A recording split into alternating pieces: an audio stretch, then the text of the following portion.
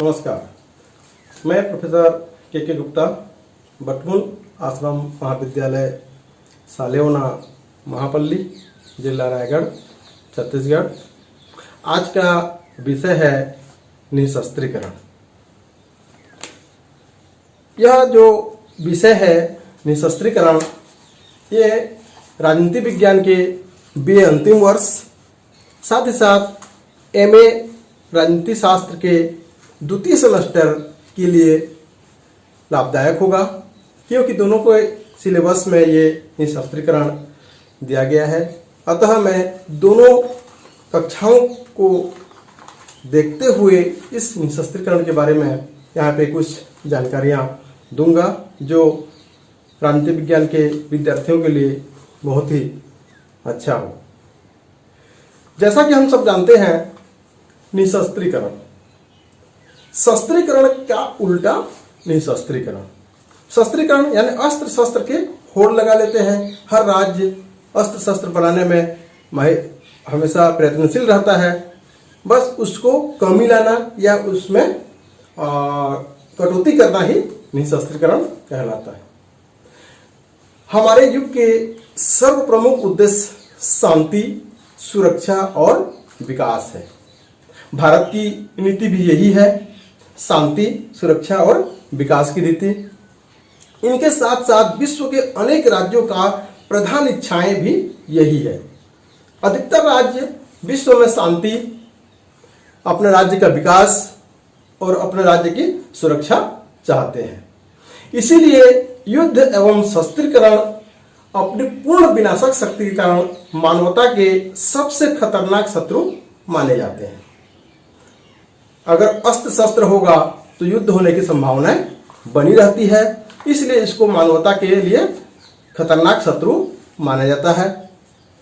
इसीलिए शस्त्रों को सीमित करके युद्ध की संभावनाओं को कम किया जा सकता है। शस्त्रों को सीमित करके या उसको नियंत्रित करके होने वाले युद्ध को टाला जा सकता है या उनकी संभावनाओं को निश्चित रूप से कम किया जा सकता है। इसलिए अंतर्राष्ट्रीय स्तर पर निशस्त्रीकरण एवं शस्त्रों के नियंत्रण के लिए निरंतर प्रयास जारी है। निरंतर प्रयास अनेक राज्यों के द्वारा किया जा रहा है। और हमारी जो अंतर्राष्ट्रीय राजनीति एवं उसके जो संबंध है, अंतर्राष्ट्रीय राजनीति एवं संबंधों में आज मूल लक्ष्य यही दिखता है कि युद्ध के संभावनाओं को किस तरह से हम समाप्त कर सकते हैं या उसमें सीमित कर सकते हैं। इसके लिए निशस्त्रीकरण एवं शस्त्र नियंत्रण ही एक सर्वाधिक आदर्श और कारगर उपाय अपने को दिखाई देते हैं। तो हम सर्वप्रथम यहाँ पे देखते हैं अंतर्राष्ट्रीय निशस्त्रीकरण का अर्थ एवं परिभाषाएं। जैसा कि मैंने पहले ही बताया कि निशस्त्रीकरण यानी कि उसमें अस्त्र शस्त्र की कटौती या उसमें सीमित करना होता है। व्यवहार में इसे एक और सारे शस्त्रों का समाप्तिकरण भी माना जा सकता है। अगर विश्व में जितने भी अस्त्र शस्त्र हैं सबकी समाप्ति हो जाती है तो यह एक निशस्त्रीकरण कहा जा सकता है। या दूसरी ओर ऐसे शस्त्रों का परिसीमन या नियंत्रण करना जो पूर्णतः विनाशक क्षमता रखते हैं। ऐसे अस्त्र शस्त्र जिससे बहुत ज्यादा विनाशक होने की संभावनाएं होती है, उन अस्त्र शस्त्रों का सीमन या परिसीमन या उसकी समाप्ति करना या उस पर नियंत्रण करना ही निशस्त्रीकरण कहलाता है। अब देखते हैं इसकी परिभाषाएं। सर्वप्रथम मार्गेंथाउ के अनुसार, मार्गेंथाउ महोदय ने निशस्त्रीकरण के संबंध में कहा है कि निशस्त्रीकरण सभी या कुछ शस्त्रों में कमी लाना या उन्हें पूर्णतः समाप्त करना है ताकि शस्त्र प्रतियोगिता समाप्त हो सके। सही बात है। अगर हम निशस्त्रीकरण के या शस्त्रों में कमी लाते हैं या उसको पूर्ण रूप से समाप्त कर देते हैं तो शस्त्र प्रतियोगिता ऐसे ही समाप्त हो जाती है।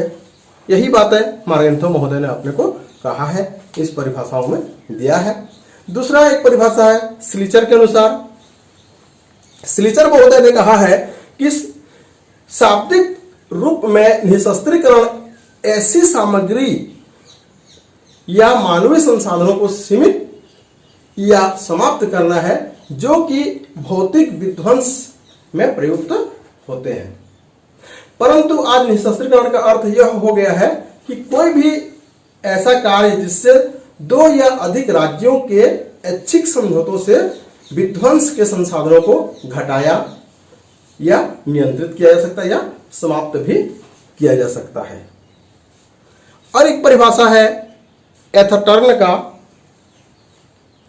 एथर्टर्न का कहना है कि निःशस्त्रीकरण ऐसी परिस्थितियों का निर्माण है जो किसी भी राष्ट्र को यह आश्वासन देते हैं कि दूसरे राष्ट्र न तो आक्रमण करना चाहते हैं और न वे आक्रमण की क्षमता रखते हैं। कम से कम निकट भविष्य में तो ऐसा वो नहीं चाहते हैं। ये है कुछ परिभाषाएं जो निःशस्त्रीकरण के संबंध में दिया गया है। इन परिभाषाओं का अगर हम विश्लेषण करते हैं तो कुछ क्षेत्र में उपयोग लाने वाले शब्दावलियों को यहाँ पे समावेश भी हम कर सकते हैं इन परिभाषाओं के आधार पर। जैसे पहला है सामान्य निःशस्त्रीकरण। सामान्य निःशस्त्रीकरण एक ऐसा प्रकार है जिसमें सभी राष्ट्र भाग लेते हैं। सामान्य निःशस्त्रीकरण में सभी राष्ट्र इसमें भाग लेते हैं। दूसरा है स्थानीय निःशस्त्रीकरण।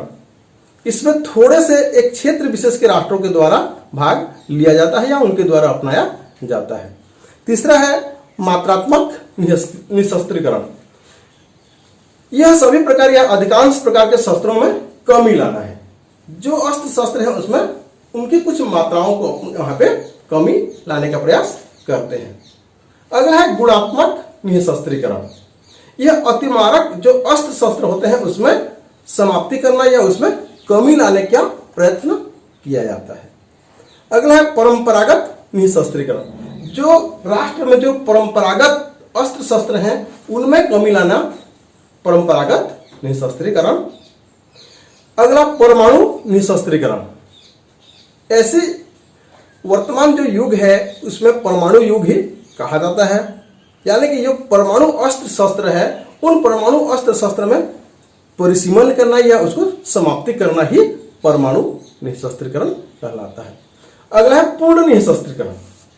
पूर्ण निःशस्त्रीकरण का तात्पर्य है कि पूरे विश्व में जितने भी अस्त्र शस्त्र हैं या युद्ध के जितने भी उपकरण हैं सभी को पूर्ण रूप से समाप्त करना है। और लास्ट हम कह सकते हैं इसमें शस्त्र नियंत्रण। इसका तात्पर्य विशेष प्रकार के जो शस्त्रास्त्र है उसमें कमी लाना होता है। अब हम यहां पे देखते हैं निःशस्त्रीकरण का औचित्य। क्या औचित्य है निःशस्त्रीकरण का? हम निःशस्त्रीकरण क्यों चाहते हैं? इसका क्या औचित्य है? निःशस्त्रीकरण को अनेक सिद्धांतों के आधार पर औचित्यपूर्ण एवं मानव के हितकारी ठहराया जा सकता है। निःशस्त्रीकरण अगर होती है तो उसमें मानव का हित ही होगा, क्योंकि निःशस्त्रीकरण से युद्ध की संभावनाएं लगभग या पूर्ण रूप से समाप्त हो जाती है। और युद्ध न हो तो मानव का हित या उसमें शांति होगी तो सुरक्षा होगा, सुरक्षा होगा तो राज्य का अपने आप विकास होगा। तो हम पहले देखते हैं इसका क्या औचित्य है। पहला औचित्य है शांति सिद्धांत। अनेक लोगों का यह मत है कि अगर शस्त्र का जो प्रतियोगिता है उसी शस्त्र प्रतियोगिताओं के माध्यम से ही युद्ध का जन्म होता है। अगर हम अस्त्र शस्त्र का निर्माण ही न करें तो युद्ध की संभावनाएं होगी ही नहीं। अतः युद्ध नहीं होगी तो वहां पे शांति स्थापना होगी। दूसरा है निःशस्त्रीकरण का आर्थिक सिद्धांत। हम सब जानते हैं कि अगर निःशस्त्रीकरण होगा तो राज्यों के जो आर्थिक व्यवस्था है उसमें थोड़ा सा विकास परिलक्षित होगी, क्योंकि अस्त्र शस्त्र के जो निर्माण में राज्यों के द्वारा जितना खर्चा किया जा रहा है उन पैसे को हम विकास की धारा में लगा सकते हैं। यानी कि निःशस्त्रीकरण करके हम या अस्त्र शस्त्र का निर्माण न करके हम राज्य के विकास में लगा सकते हैं, जिससे राज्य का विकास होगा, यानी कि उसमें आर्थिक वृद्धि होगी।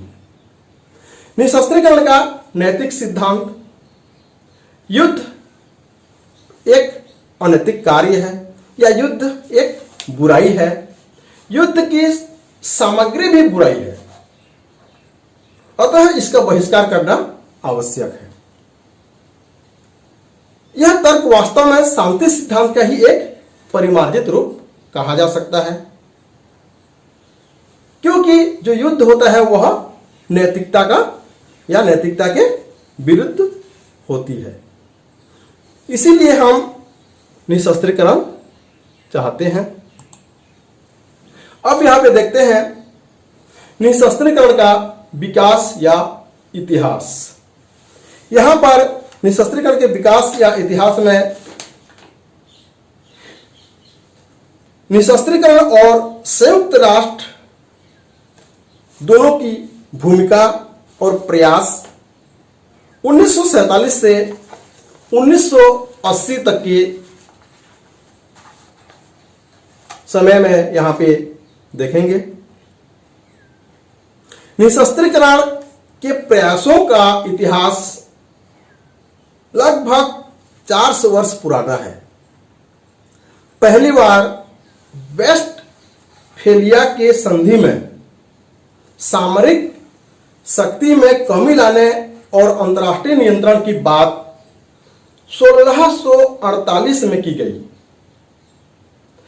फिर 1899 एवं 1987 में हेग सम्मेलनों में भी इस दिशा में कुछ प्रगति देखने को मिला। दोनों महायुद्धों के बीच में राष्ट्र संघ के अंतर्गत एवं बाहर व्यापक प्रयास भी किए गए।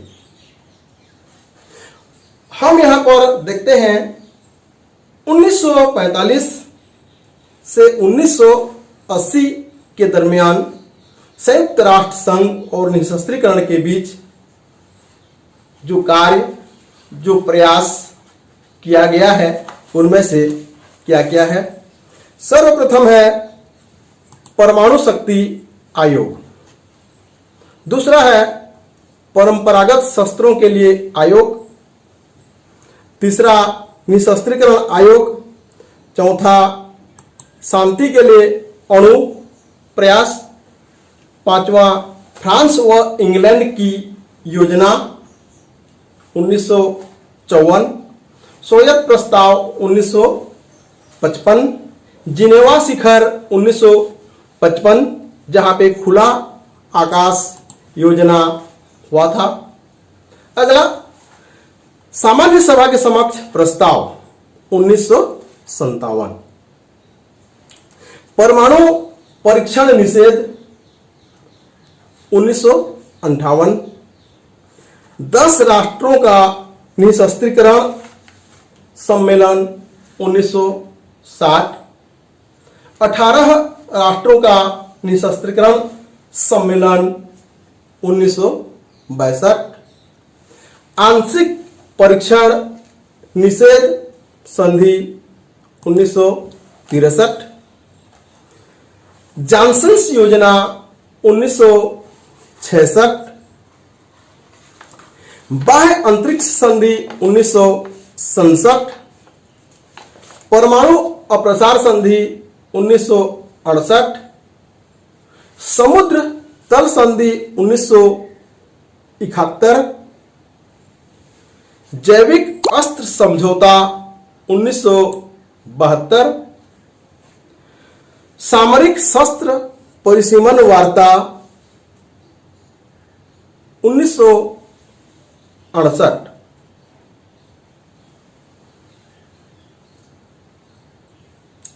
सोवियत संयुक्त राष्ट्र संघ शस्त्र समझौता 1974,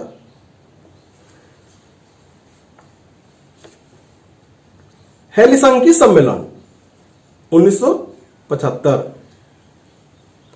संयुक्त राष्ट्र संघ का निशस्त्रीकरण सम्मेलन 1978, ब्रेज रेन कार्टर समझौता जिसको साल्ट सेकेंड भी कहा जाता है, वो 1979। ये है 1945 से लेकर 1980 तक संयुक्त राष्ट्र संघ और निशस्त्रीकरण के बीच जो प्रयास हुए हैं। धन्यवाद।